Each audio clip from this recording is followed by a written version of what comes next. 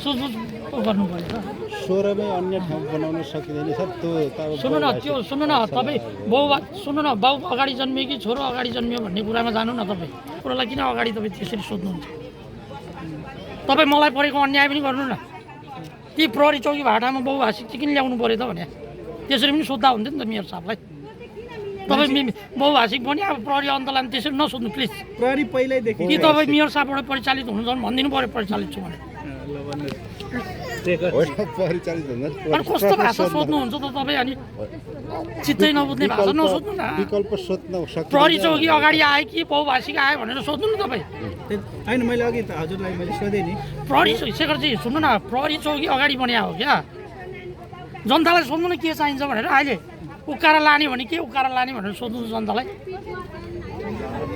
त्यो त अब यो पीडा त यहाँको मान्छेलाई थाहा छ भने अधिकारको हिसाबले म राति 12-1 बजे राति उठेर आउँछु। वडा अध्यक्ष नहुँदा पनि उठेर आउँछु म। आज वडा अध्यक्ष हुँदाको कुरा होइन त। अब यही वडा अध्यक्ष सुन्नु न, एउटा मेरो जिज्ञासा यही कन्डिसन रह्यो भने भोलि गएर एमालेका तारासुब्बा पार्क भने फेरि उहाँ एमालेहरूले भन्दा हामी हाम्रो यो सबै गर्नुपर्छ भन्न थाल्नुभयो। फेरि तपाईँ अब काङ्ग्रेस पार्टीबाट हुनुहुन्छ, तपाईँले पार्टीसँग सरकारै भने म चाहिँ पार्टीसँग सरकार हुँदैन। म अहिले जनताको जनप्रतिनिधि हो। हिजो म काङ्ग्रेसबाट टिकट लिएर उम्मेदवार भएको मान्छे हो होइन। जनताले रुचाउनु भयो। 74 मा पनि उठेको थिएँ, पराजित भए, फेरि उठे, पार्टीले टिकट दियो। जनताले यो हिजो पनि लडिरहेको थियो, आज पनि लडिरहेको छ भनेर जनताले अनुमोदन गरे। त्यो वडा अध्यक्ष जस्तो तपाईँलाई केही समय अगाडि अनुमति दिने निर्णय पनि गरिएको छ, अनि फेरि केही समय अगाडि आएर फेरि यस्तो विवाद किन? त्यो चाहिँ मेयर साहबको अब एकदम त्यो दोहोरो उयो भयो क्या। यो विषयमा के अरे कार्यपालिकामा छलफल बैठक बसेर फेरि तपाईँले निर्णय पल्टाएर नदिएको त होइन नि?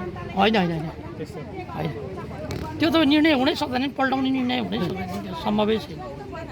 खोला कहिल्यै उँभो बग्दै बग्दैन, त्यो सम्भवै छैन। भनेपछि अब के गर्नु होला त? अब तपाईँहरू यसरी नै प्रेस मिट गर्दै बस्नु होला कि अरू? यो प्रष्ट कुरा हो। यो बनिन्छ, जति नै रोके पनि बनिन्छ यहाँ। वार्डकै बजेटबाट भए पनि बनिन्छ, वार्डको जनताबाट 50-50, 100-100 उठाएर भए पनि बन्छ। यो चौकी बन्न टोटल बजेट कति लाग्ने रहेछ? के छ तपाईँहरूको यस्तो? 30-35 लाख रुपियाँ लाग्छ टोटल। र यो चौकी बनिसके पछाडि यहाँको के हुने, कसको अन्डरमा बस्ने, के हुने, अथवा इलाका प्रहरीले नै यसलाई हेर्ने? इलाका प्रहरीले नै हेर्छ, गृहलाई त अरूले हेर्नु सक्दैछ। जस्तै चौकी नराख्ने कुरो भने जस्तै अब यो बहुभाषी पाठशाला भयो, विशेष गरी विद्यालय क्षेत्र, शान्तिको क्षेत्र भन्ने कुरोको कारणले गर्दाखेरि पनि प्रहरीहरूलाई हुल्न नचाहेको त होइन र? त्यसरी भन्नु पाइँदैन। सुन्नु न, यो सिसाले बनेको ठाउँ जोखिम ठाउँ, बुझ्नुभयो क्या? कुनै पनि बेला कुनै पनि घटना घट्न सक्ने ठाउँ। सुरक्षाको हिसाबले पनि प्रहरी चौकी अत्यन्त आवश्यक छ। र यो फेरि बहुभाषिक विद्यालय बनिसकेपछि प्रहरी चौकी आएको होइन क्या। प्रहरी चौकी कार्यपालिकाले निर्णय गरेर, मेयर साहबकै अध्यक्षतामा बसेको बैठकले निर्णय गरेर काम सुरु भएको कुरो हो क्या। त्यसपछि अनि यो बहुभाषिक यहाँ आयो क्या। त्यसपछि डोर हाजिराको विषयमा थोरै त्यो चाहिँ यहाँको जनतालाई सोद्धा थाहा भइहाल्छ त। डोर हाजिरा भनिदिइहाल्छ नि। डोर हाजिरा बनाउने र उस गर्नेलाई सोध्नु न। बनाउनेलाई सोध्नुहुन्न, मलाई सोध्नुहुन्छ, म बनाउने नै होइन त बहिनी। जसले डोर हाजिरा बनायो, जसले मान्छेको नामहरू हाल्यो, जसले सही गराएन, जसले एक्लै सही ठोक्यो, तिनीहरूलाई सोध्नु न। न म बनाउने, न सही गर्ने, न भर्ने, अनि मलाई सोधेर के अर्थ रहन्छ? जस्तै यो डोर हाजिराको विषयमा फेरि अब अलिकति विषयान्तर गरियो, तथापि हुन त तपाईँको वार्डमै त्यही क्षेत्रमै परेको कारणले गर्दाखेरि एउटा फर्मालिटी पुर्याउनको लागि पनि अनुसूची भर्ने प्रावधान भएको जस्तो लाग्यो क्या। यो हो कि होइन? के भन्नु? यो औपचारिकता प्रदान गर्नको लागि मात्र भए पनि अनुसूची भर्नुपर्ने अवस्था देखियो। यो चाहिँ अब अहिले अब यो कुरामा म धेरै नबोलौँ होइन। बोलेपछि फेरि विवादमा किन परिराख्ने होइन। जे हो अब डोर हाजिर कसरी भरियो होइन, अहिले नयाँको डोर हाजिरको लागि चाहिँ कसरी रोकियो, त्यो कुराहरू अब धेरै कुराहरू यहाँभित्र छन् क्या। त्यसैले भित्रका कुराहरू कोट्टाइ नराखौँ। अब राम्रो गरेर जाउँ, घरलाई राम्रो बनाऊ। त्यो भित्र धेरै कोट्टायो भने भनेपछि विगतको कुराहरू सबै पल्टिने रहेछ। त्यसो डोर हाजिर त्यसरी नै होइन, थुप्रै कुराहरू।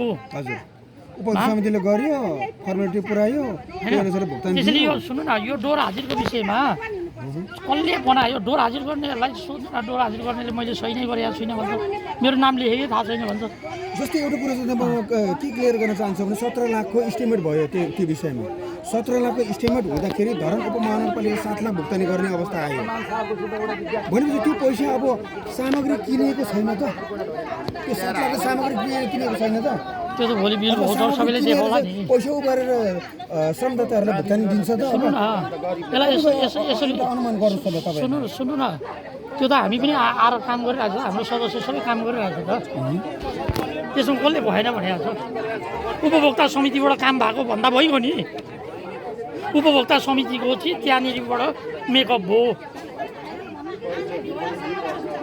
धरान नगरपालिकाको लगानी उपभोक्ता समिति गठन गरेर गरे उपभोक्ताले तिर्नुपर्ने पैसा श्रमबाट मेकअप भयो त्यही होइन त त्यही भइरहेछ त्यसमा किन अब शब्दमा शब्द जाल हो यो त्यसो भए होइन भने मैले भनेको प्रश्न जुन छ 7 लाख रुपियाँले 7 लाख रुपियाँले सामान नकिनिकन त्यहाँबाट श्रमदाताले भुक्तान गर्न खोजेको हो त्यो सम्भव छ सुन्नु न 7 लाख रुपियाँले 7 लाख रुपियाँ त नगरपालिकाको पैसा आयो त बाँकी उपभोक्ताले बिहोर्ने भन्ने पनि हुन्छ नि हो त्यो उपभोक्ताले बिहोर्ने पैसा चाहिँ श्रममा ट्रान्जिट गरे हो त्यो चाहिँ अब उनीहरू बनाउनेलाई थाहा हुन्छ प्राविधिक जसले त्यो भौचरहरू बनायो डोर हाजिरहरू गऱ्यो उनीहरूलाई थाहा होला के गरेर गरेको भन्ने किनभने हामी त्यसमा इन्भल्भ पनि छैनौँ इन्भल्भ नभएको कुरोलाई हामीले बोल्नु पनि हुँदैन हामी कति त्यो इलाका धाउँदा हामीलाई हैरान परेर उहाँसँग पनि हामीले यहाँ आउनु भएको बेला एकचोटि सबैजना समाजमा बसेर सर हाम्रो यो प्रहरी चौकी यस्तो स्थापित भइरहेछ यसलाई हामी अगाडि सञ्चालनमा ल्याउनुपर्छ भन्दा हामी सबैजना भएर अगाडि लानुपर्छ यो बनिन्छ भनेर उहाँले पनि बोल्नु भएको थियो उहाँको काममा हामी समर्थन पनि गरेको हामीले कुनै हस्तक्षेप गरेको छैनौँ अहिले के लाग्छ के भएर उहाँले बोली फेरिदिनु भयो अब यो जान्दिनौँ हामी अब यो गोलाघर बन्यो गोलाघर बन्ने पछाडि अब डिस्टर्ब हुन्छ के हुन्छ भन्नुभयो अरे होइन डिस्टर्ब कसरी हुन्छ यहाँ प्रहरी चौकी छ यहाँ हाम्रो गोलाघर यो स्वास्थ्य चौकी हो भनेर उहाँलाई थाहा थियो गोलाघर पनि हाम्रो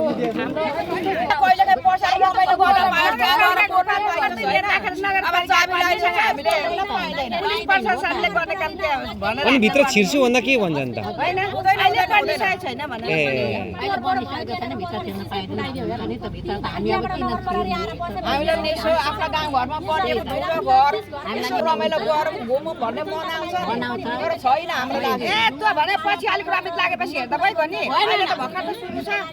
पार्कमा हजुरसँग म कुरा गर्दैछु यो पार्क पनि यहाँ खोला थियो अहिले त्यो जुन घर बनेका भवन पनि खोला थिए हामीले झप्तमान गोर्खा मेजर साहबको घर शुद्ध पुगेर व्यक्तिको घर सहरहरू हजुर दाता चिनेको जति घरमा हामी नझुकिकन यो बस्तीको जनता गएर 2-2वटा जाली एक-एकवटा के पाउँछौँ हामीले त्यो मागेर ल्याएर 25 वर्ष चाहिँ यो ठाउँलाई संरक्षण यही जनताले गरेको हो र अनि यो जनताको माग भनेको अहिले यहाँ राजनीतिक दल आएर होइन यो चौकीमा आएको हामी जब बस्यौँ पुलिसको गस्ती राति हजुरको चाहिँ उहाँबाट हामी यहाँबाट गस्ती 3 टोली बनाएर गस्ती खटाउँदासम्म यहाँ काटाकाट भयो त्यो स्थिति भइसकेपछि हामीले अहिले भन्दा 15-16 वर्षदेखि अघिदेखि यो चौकी जो राजनीतिक दल आए पनि हामीले यो दल उ दललाई भनिनौँ सबै दल आए पनि हामीले चौकी यहाँ शान्ति सुरक्षालाई पहल गरिदिनुहोस् भनेर हामी यो जनता सबै लागेर यो पहल गर्न लागेर यो चौकी स्थापना गर्न के अरे यो सुरुवात भएको हो सर यो अहिले जुन सङ्ग्रहालय छ नि कालो घर अथवा गोलो घर हजुर त्योभन्दा अगाडि शिलान्यास भइसकेको हजुर 1 वर्ष अगाडि 1 वर्ष अगाडि